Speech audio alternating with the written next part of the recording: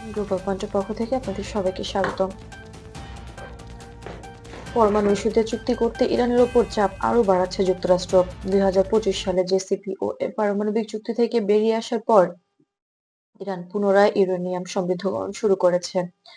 মার্কিন প্রশাসন বিভিন্ন নিষেধাজ্ঞা আরোপের মাধ্যমে ইরানের ওপর কূটনৈতিক ও আর্থিক চাপ বাড়াচ্ছে। মধ্যপ্রাচ্যে বিশ্বের বৃহত্তম বিমান বাহিনী রণতরী পাঠানোর ঘোষণা দিয়েছেন যুক্তরাষ্ট্রের প্রেসিডেন্ট ডোনাল্ড ট্রাম্প। বিশেষজ্ঞরা বলছেন এটি সরাসরি আক্রমণের প্রস্তুতি নয়, বরং নৌপথে নিরাপত্তা এবং মিত্র দেশগুলোর সুরক্ষা নিশ্চিত করার উদ্দেশ্যে।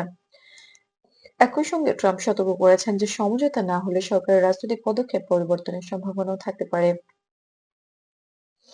ইরান স্পষ্ট করেছে যে কোনো আন্তর্জাতিক প্রস্তাব গ্রহণের আগে তাদের সার্বভৌম পারমাণবিক অধিকার এবং সব আন্তর্জাতিক সীমাবদ্ধতার সম্মান নিশ্চিত হতে হবে।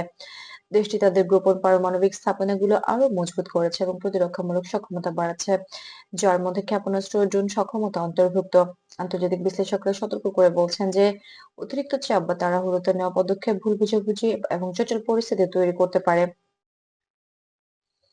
ইরান বিভিন্ন আঞ্চলিক এবং আন্তর্জাতিক অংশীদারের সঙ্গে নিয়মিত যোগাযোগ বজায় রেখেছে। চীন, রাশিয়া এবং ইউরোপীয় ইউনিয়ন বারবার কূটনৈতিক আলোচনার মাধ্যমে পরিস্থিতি স্থিতিশীল রাখার আহ্বান জানিয়েছে।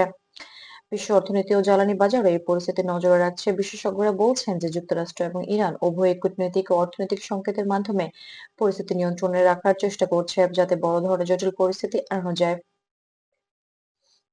মোটের উপর ইরান যুক্তরাষ্ট্র সম্পর্ক এখনো সংবেদনশীল এবং আন্তর্জাতিক পর্যবেক্ষকরা সকল তুচ্ছ ঘটনার সম্ভাব্য প্রভাব মনিটর করছেন।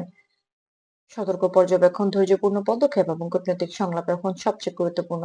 গ্লোবাল পয়েন্ট প্রতিনিয়ত ভ্যালিড সোর্স থেকে তথ্য সংগ্রহ করে আপনাদের জন্য সত্যনিষ্ঠ, নিরপেক্ষ এবং ব্যালান্সড রিপোর্ট প্রদান করবে। যদি আপনি নির্ভরযোগ্য, সময়োচিত এবং নিরপেক্ষ আন্তর্জাতিক সংবাদ পছন্দ করে থাকেন, তাহলে সাবস্ক্রাইব করুন গ্লোবাল পয়েন্ট এবং সবসময় আপডেট পেতে থাকুন।